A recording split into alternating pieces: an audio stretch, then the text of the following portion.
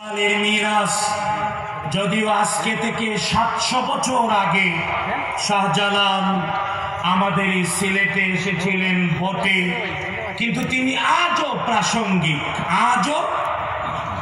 প্রাসঙ্গিক।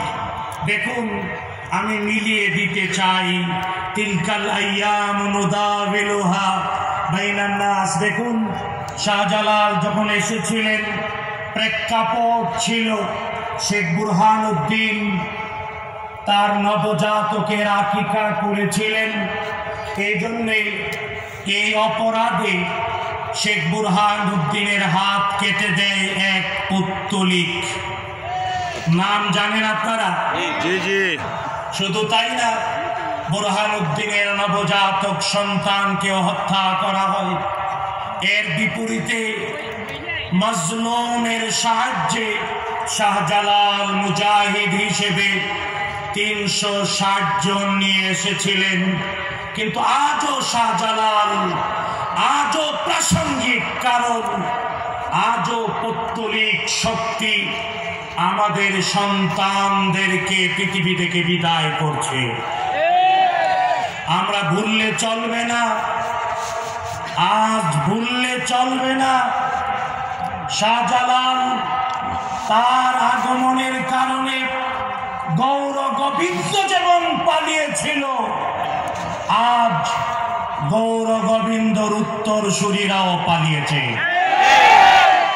শুধু তাই না, ভুললে চলবে না, ইখতিয়ার উদ্দিন মুহাম্মদ বিন বখতিয়ার খিলজি এসেছিলেন আর লক্ষণ সেন পালিয়ে গিয়েছিল।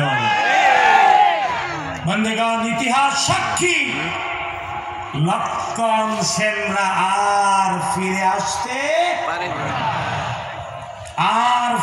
আসতে বন্ধুগণ, তাই আজও আমাদেরকে শাহজালাল হয়ে বেড়ে উঠতে হবে। রাজি আছেন জনতা? কে কে শাহজালাল হয়ে মধ্যে মুজাহিদ হতে পারবে?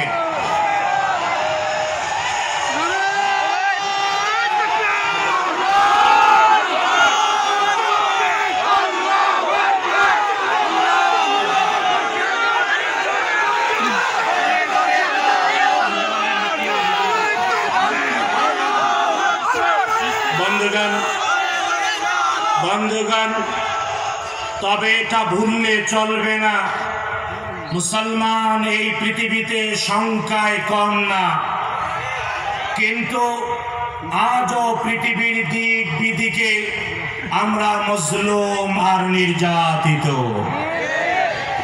বন্ধুগণ, কেন আজ আমরা নির্যাতিত? যদি প্রশ্ন করি, নিজেদেরকে অনেক উত্তর হয়তো পাবেন। তবে হ্যাঁ, বিগত শতাব্দীতে পৃথিবীর অন্যতম শ্রেষ্ঠ একজন আলেম, যাকে মিশরের আল আজহার বিশ্ববিদ্যালয়ের আমাদের শিক্ষকরা বলতেন আয়াতুম মিন আয়াতিল্লাহি ফিল আরদ, এই পৃথিবীতে আল্লাহ, যিনি তার 27 বছর বয়সে এক বই লিখে মুসলিম বিশ্বের নোবেল পেয়েছিলেন।